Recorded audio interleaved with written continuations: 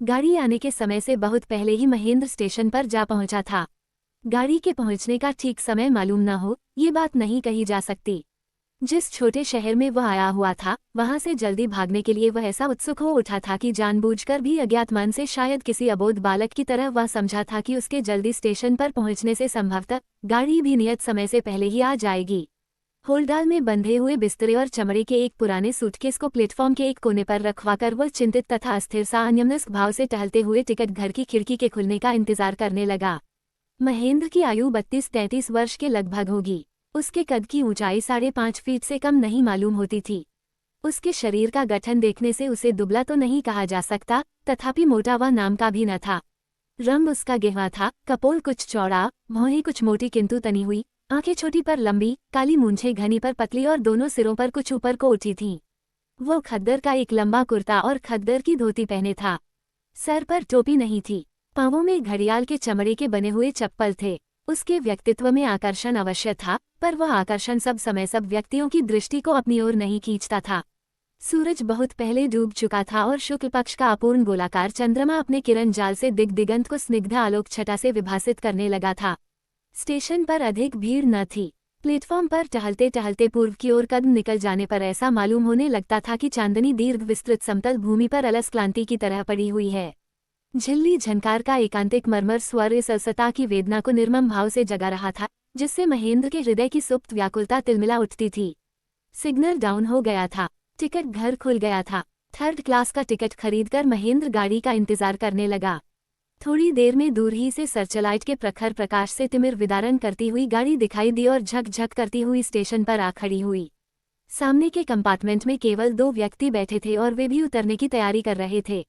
महेंद्र एक हाथ में बिस्तर की गठरी और दूसरे हाथ से सूटकेस पकड़कर उसी में जा घुसा। जो 2 व्यक्ति कंपार्टमेंट में थे, उनके उतरते ही एक चश्माधारी सज्जन ने 2 महिलाओं के साथ भीतर प्रवेश किया। कुली ने आकर नवागंतुक महाशय का सामान भीतर रख दिया और मजूरी के संबंध में काफी हुज्जत करने के बाद पैसे लेकर चला गया। चश्माधारी सज्जन महिलाओं के साथ महेंद्र के सामने वाले बेंच पर बड़े आराम से बैठ गए। मालूम होता था कि वह बड़ी हड़बड़ी के साथ गाड़ी के आने के कुछ ही समय पहले स्टेशन पहुंचे थे और घबराहट में थे कि महिलाओं को साथ लेकर यदि किसी कंपार्टमेंट में जगह न मिली तो क्या हाल होगा। वह अभी तक हाँफ रहे थे, जिससे उनकी अब तक की परेशानी स्पष्ट व्यक्त होती थी। अब जब आराम से बैठने को खाली जगह मिल गई, तो एक लंबी सांस लेकर चश्मा उतारकर रुमाल से मुंह का पसीना पोंछने लगे। पसीना पोंछते पोंछते महेंद्र की ओर देखकर उन्होंने प्रश्न किया, शिकोहाबाद कई बजे गाड़ी पहुंचेगी, आप बता सकते हैं? महेंद्र ने उत्तर दिया, जहां तक मेरा ख्याल है 12 बजे के करीब पहुंचेगी। महेंद्र कनखियों से महिलाओं की ओर देख रहा था। महिलाएं उसके एकदम सामने बैठी थीं और यदि दृष्टि सीधी करके स्वाभाविक रूप से उन्हें देखता रहता तो भी शायद न तो चश्माधारी सज्जन को और न महिलाओं को कोई आपत्ति होती, पर उसे अपनी स्वाभाविक संकोचशीलता के कारण उनकी ओर स्थिर दृष्टि से देखने का साहस नहीं होता था। दोनों महिलाएं बेपर्दा बैठी थीं। उनमें एक की अवस्था प्रायः 35 वर्ष की होगी, वह एक सफेद चादर ओढ़े खड़ी थी। दूसरी 22-23 वर्ष की जान पड़ती थी। वह एक गुलाबी रंग की सुंदर सुरुचिपूर्ण साड़ी पहने थी। दोनों यथेष्ट सभ्य और सुशील जान पड़ती थीं। ज्येष्ठा के देखने से ऐसा अनुमान लगाया जा सकता था कि किसी समय वह सुंदर रही होगी, पर अब अस्वस्थता के कारण उसका मुखमंडल बिल्कुल निस्तेज जान पड़ता था। कनिष्ठा यद्यपि सौंदर्य कला की दृष्टि से सुंदरी नहीं थी, तथापि उसके मुख की व्यंजना में एक ऐसी सरल मधुरिमा वर्तमान थी जो बरबस आंखों को आकर्षित कर लेती थी। आज कई कारणों से महेंद्र का जी दिन भर अच्छा नहीं रहा। गाड़ी में बैठने तक वह चिंतित, अन्यमनस्क तथा उदास था, पर गाड़ी में बैठते ही शिष्ट, सुशील तथा सुंदरी महिलाओं के साहचर्य से उसके खिन्न मन में एक सुखद सरलता छा गई। यद्यपि वह संकोच के कारण कुछ कम घबराया हुआ न था, तथापि चश्माधारी सज्जन की भोली आकृति तथा सरल भाव भंगिमाओं से और महिलाओं की शालीनता से उसे इस बात पर धीरे धीरे विश्वास होने लगा था कि उनके बीच किसी प्रकार का संकोच अनावश्यक ही नहीं बल्कि अशोभन भी है। चश्माधारी सज्जन ने चश्मा उतारकर एक रुमाल से उसे पोंछते हुए पूछा, आप क्या शिकोहाबाद जा रहे हैं? जी नहीं, मैं दिल्ली जा रहा हूँ। क्या आप शिकोहाबाद में ही रहते हैं? जी नहीं, मुझे टुंडला जाना है। मैं वहाँ कोर्ट में प्रैक्टिस करता हूँ। इधर कुछ दिनों के लिए घर आया हुआ था। अब अपनी वाइफ को और सिस्टर को लेकर वापस जा रहा हूँ। सिस्टर की तबीयत ठीक नहीं रहती, इसलिए उसे हवा बदली के लिए ले जा रहा हूँ। एक साधारण से प्रश्न के उत्तर में इतनी बातों से परिचित होने पर महेंद्र को नवपरिचित सज्जन की बेतकल्लुफी पर आश्चर्य हुआ और वह मन ही मन मुस्कुराने लगा। उसने अनुमान लगाया कि ज्येष्ठा महिला सिस्टर होगी और कनिष्ठा वाइफ। थोड़ी देर में गाड़ी चलने लगी। कोई दूसरा यात्री उस डिब्बे में न आया। चश्माधारी महाशय गाड़ी चलने के कुछ देर बाद ऊँघने लगे। वे रह न सके और बंधे हुए बिस्तर को तकिया बनाकर एक दूसरे बेंच पर लेट गए और लेटते ही खर्राटे लेने लगे। न जाने क्यों महेंद्र के मन में यह विश्वास जम गया कि इन नवपरिचित महाशय का जीवन बड़ा सुखी है। उनकी बेतकल्लुफी तथा उनके मुख का आत्मसंतोषपूर्ण भाव देखकर उनके मन में यह विश्वास जमने लगा था, और जब उसने उन्हें निश्चिंत सोते हुए तथा खर्राटे भरते देखा तो उसकी यह धारणा दृढ़ हो गई। ज्येष्ठा महिला ने भी थोड़ी देर में ऊँघना शुरू कर दिया। वह ऊँघती जाती थी और बीच बीच में जब जबरदस्त हिचकोला खाती थी तो जाग पड़ती थी। केवल कनिष्ठा महिला पुनर्तः सजग थी।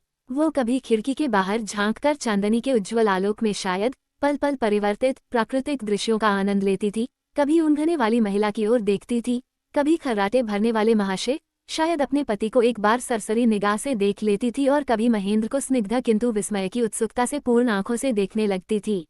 उन आंखों की स्थिर दृष्टि जब महेंद्र पर आकर पड़ती थी तो उसे ऐसा मालूम होने लगता कि मोहाविष्ट हुआ जा रहा है और उसकी सारी आत्मा, यहाँ तक कि सारा शरीर भी अपना रूप बदल रहा है और यह किसी अव्यक्त तथा अतीन्द्रिय मायावी स्पर्श से कुछ का कुछ हुआ जा रहा है।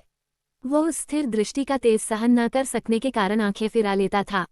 गाड़ी टटर टट शब्द से चली जा रही थी। जागृत महिला की गुलाबी साड़ी का आंचल हवा के झोंके से नीचे खिसक कर उसके लहराते हुए घनकुचित काले केशों की बहार दिखा रहा था। गुलाबी साड़ी भी हवा के जोर से फर फर फहरा रही थी। महेंद्र पूर्ण जागृत अवस्था में स्वप्न देखने लगा। उसे ये भी भ्रम होने लगा कि यह महिला, जो इसके पहले उसके लिए एकदम अज्ञात थी और निश्चय ही सदा अज्ञात रहेगी, न जाने किस चिदानंदमय लोक से अकस्मात आविर्भूत होकर उसके पास आ बैठी है और गुलाबी रंग की पताका फहराकर विश्व विजय को निकली है, और वह उसका सारथी बनकर उस अनंतगामी रेल रूपी रथ पर चला जा रहा है। सारा विश्व, समस्त मानवी तथा मानसी सृष्टि उसके लिए उस कंपार्टमेंट के भीतर समा गई थी, जिसमें ऊँघने वाली महिला तथा सोए हुए सज्जन का कोई अस्तित्व नहीं था, और उसके बाहर क्षण क्षण में परिवर्तित होने वाले अस्थिर माया जगत का चिर चंचल रूप एकदम असत्य सत्ताहीन सा लगता था। महेंद्र सोचने लगा कि उसने जीवन में कितनी ही स्त्रियों को विभिन्न रूपों तथा विचित्र परिस्थितियों में देखा है, पर आज का ये बिल्कुल साधारण सा अनुभव उसे क्यों ऐसा अपूर्व तथा अनुपम लग रहा है।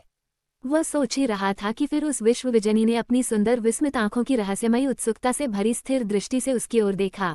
वह मन ही मन संबोधित करते हुए कहने लगा, चिर अज्ञाता, चिर अपरिचिता देवी, तुम मुझसे क्या चाहती हो? तुम्हारी इस मर्मभेदिनी दृष्टि का क्या अर्थ है?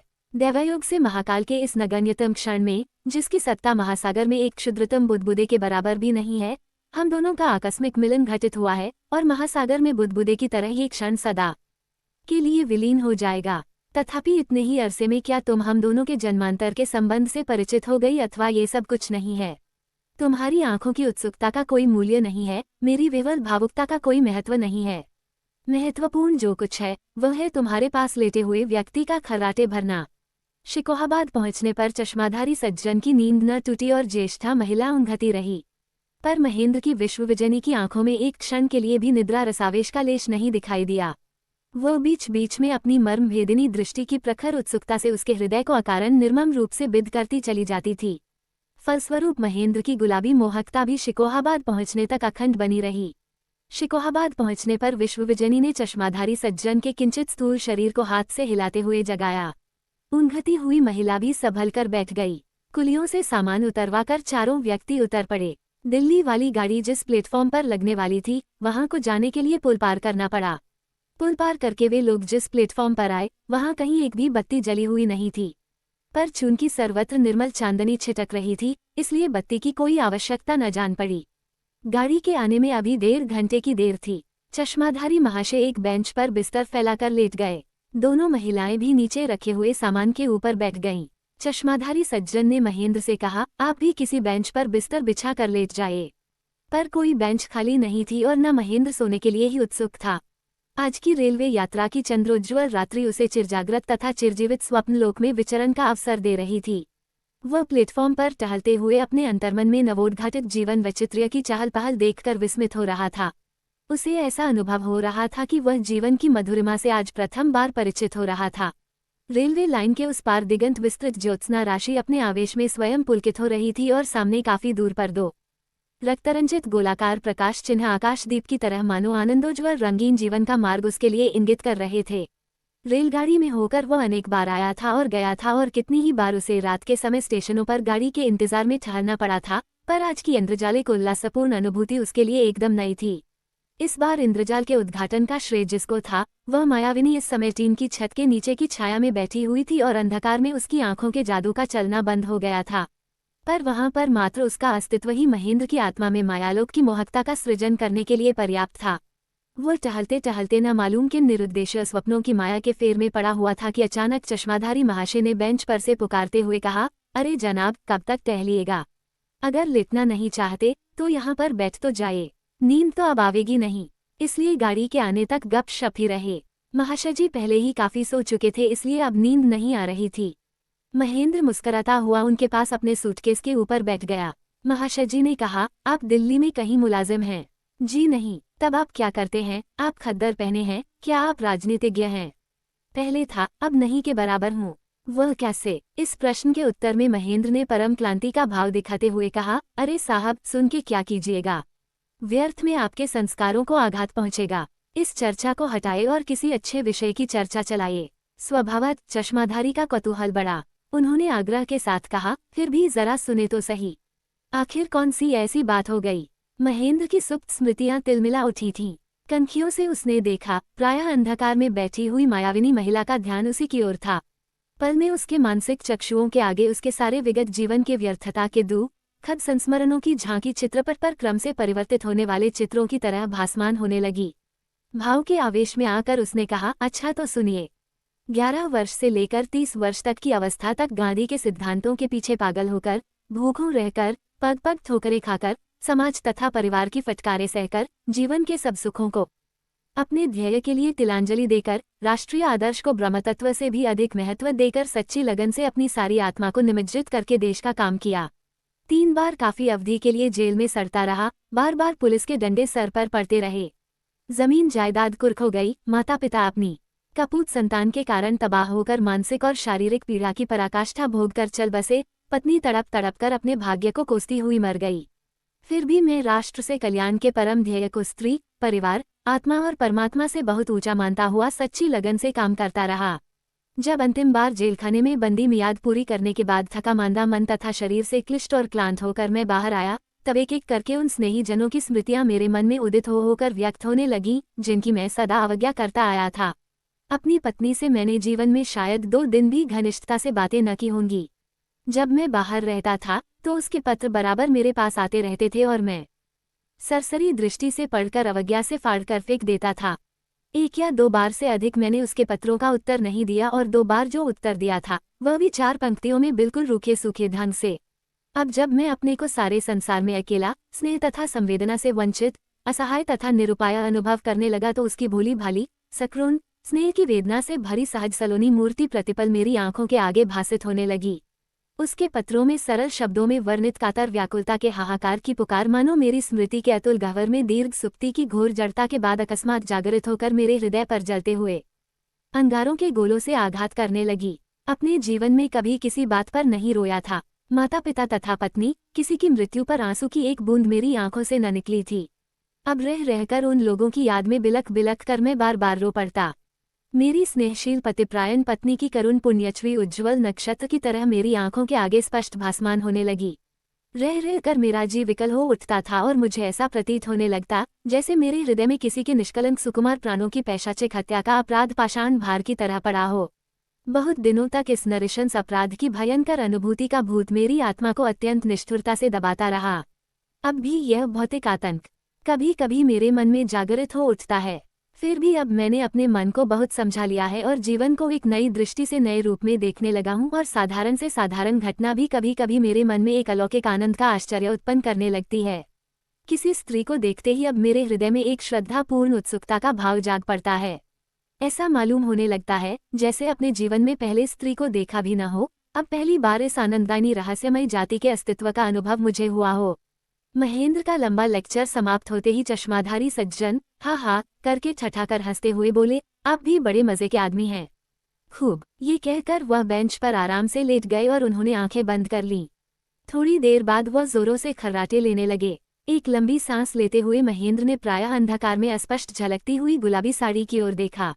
दो आंखों की मार्मिक दृष्टि से तीव्र मोहकता उस अर्ध अंधकार में भी विस्मित वेदना की उत्सुक उज्ज्वल रेखाओं को विकिरित कर रही थी। महेंद्र पुलक विह्वल होकर मंत्रमुग्ध सा बैठा रहा। घंटी बजी, दिल्ली को जाने वाली गाड़ी के आने की सूचना देते हुए सिग्नल डाउन हुआ। सामने रक्त आकाश द्वीप के बदले हरे रंग का प्रकाश जल उठा। ये हरित आलोक महेंद्र के मानसपट में साड़ी के गुलाबी रंग के साथ मिलकर एक स्निग्ध शुचि सौंदर्यलोक का सृजन करने लगा। थोड़ी देर में दूर ही से गाड़ी का सर्चलाइट दिखाई दिया। चश्माधारी महाशय महेंद्र के जगाने पर फड़फड़ाते हुए उठे। कुलियों ने सामान संभाल लिया। भक भक करती हुई गाड़ी प्लेटफॉर्म पर आ लगी। बड़ी भीड़ थी। चश्माधारी सज्जन को महिलाओं के साथ कुली लोग इंजन के उल्टी ओर बहुत दूर तक ले गए।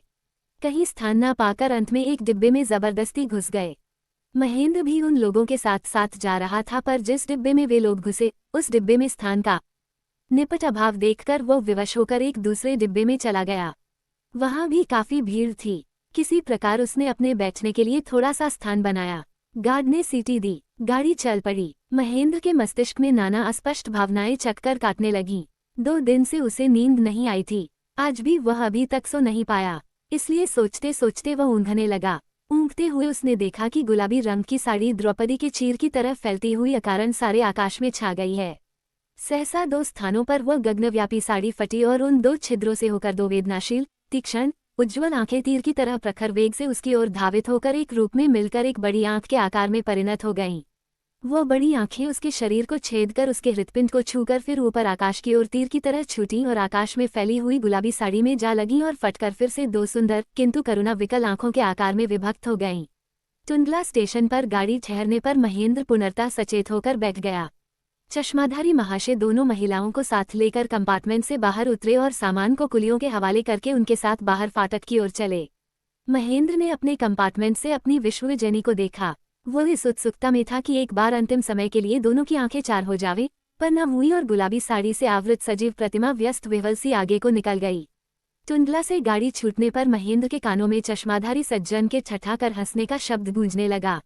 उसके अदृष्ट का चिर व्यंग्य पुकार मानो बार बार कहता था, हाँ, आप भी बड़े मजे के आदमी हैं, खूब।